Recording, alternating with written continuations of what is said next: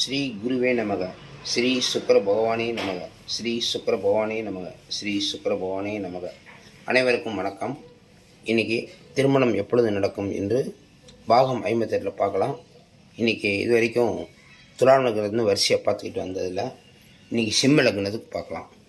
சிம்ம லக்னங்கிறது இந்த இடத்துல எல்லா ஜாதத்துலேயும் இருக்கும். லக்னம் நீங்கள் போட்டிருக்கோம், இதுதான் சிம்ம லக்னம். இதான் தலைப்பு கொடுத்துருக்கோம், சிம்ம லக்னம். சிம்ம லக்னத்துக்கு 1, 2, 7 ஏதோ ஒரு இடத்துல ஒரு கிரகம் இருந்தாலும் இருக்கலாம் சரி, 2 கிரகம் இருந்தாலும் சரி, இங்கே ஏதோ ஒரு இடத்துல இல்லைன்னா கூட திருமண தொடர்பு எப்போது நடக்குன்றது கேள்விக்குறியாக இருக்கும்.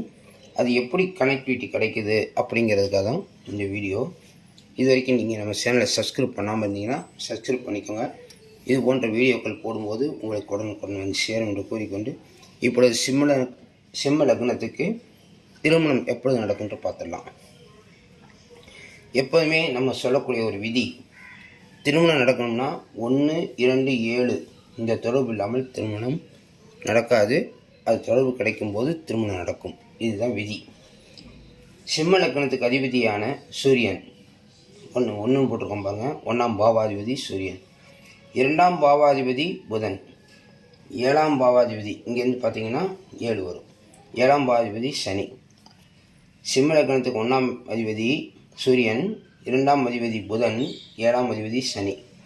இவருடைய நட்சத்திரம் அப்படின்னு பார்த்தீங்கன்னா சூரியனுடைய நட்சத்திரம் கார்த்திகை. இங்கே உத்திரம் வரும். நம்ம கிரகம் இல்லைன்ற சப்ஜெக்ட் நல்ல எழுதலை.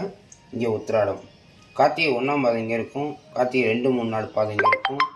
உத்திராடம் 1ஆம் பாதம் இங்கே இருக்கும். உத்திராடம் 2, 3, 4 பாதம் இருக்கும். இந்த நட்சத்திரங்களில் இந்த 9 கிரகங்கள் எது வேணாலும் இருக்கலாம். செவ்வாய் கூட இருக்கலாம், ராகு கூட இருக்கலாம், சுக்கிரன் கூட இருக்கலாம், எந்த கிரகம் வேணாலும் இருக்கலாம்.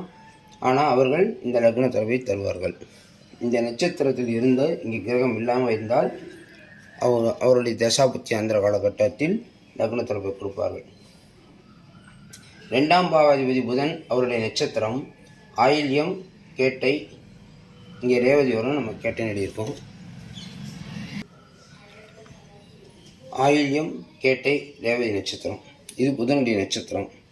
அடுத்து 7ஆம் பாவாதிபதி சனி பகவானுடைய நட்சத்திரம் பூசம், அனுசம், உத்திரட்டாதி. சனி பகவானுடைய நட்சத்திரம் பூசம், அனுசம், உத்திரட்டாதி. இந்த நட்சத்திரங்களில் அதாவது இப்போ கொஞ்சம் தெளிவாக பார்த்துருவோம்.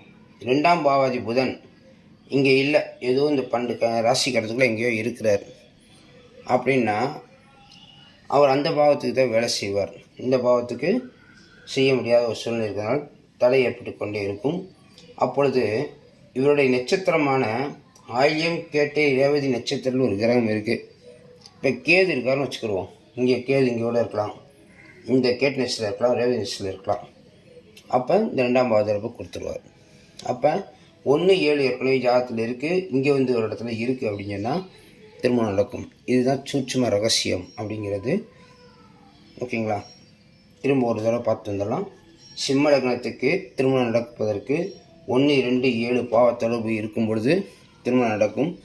அதே நேரத்தில் கிரகம் இல்லை என்றால் சூரியனுடைய நட்சத்திரமான கார்த்திகை உத்திராட நட்சத்திரத்தில் இருந்தால் லக்ன தொடர்பும். 2ஆம் பாவாதி தொடர்பு புதன் தரணும். புதன் வந்து ஆயில்யம், கேட்டை, ரேவதி நட்சத்திரத்தில் ஒரு கிரகம் இருந்தால் அவர்கள் 2ஆம் பாவ தொடர்பை தருவார்கள். 7ஆம் பாவதி சனி பூசம், அனுசம், உத்திரட்டாதி நட்சத்திரத்தில் 9 கிரகங்கள், இந்த நட்சத்திரங்கள் 9 கிரகம் இருந்தாலே சீக்கிரம் கல்யாணம் நடந்துடும். ஓகே, இது போன்ற பதிவுகள் அடுத்தடுத்து நம்ம போட்டுக்கிட்டே இருப்போம். அடுத்து கன்னி லக்னத்துக்கு பார்க்கலாம்.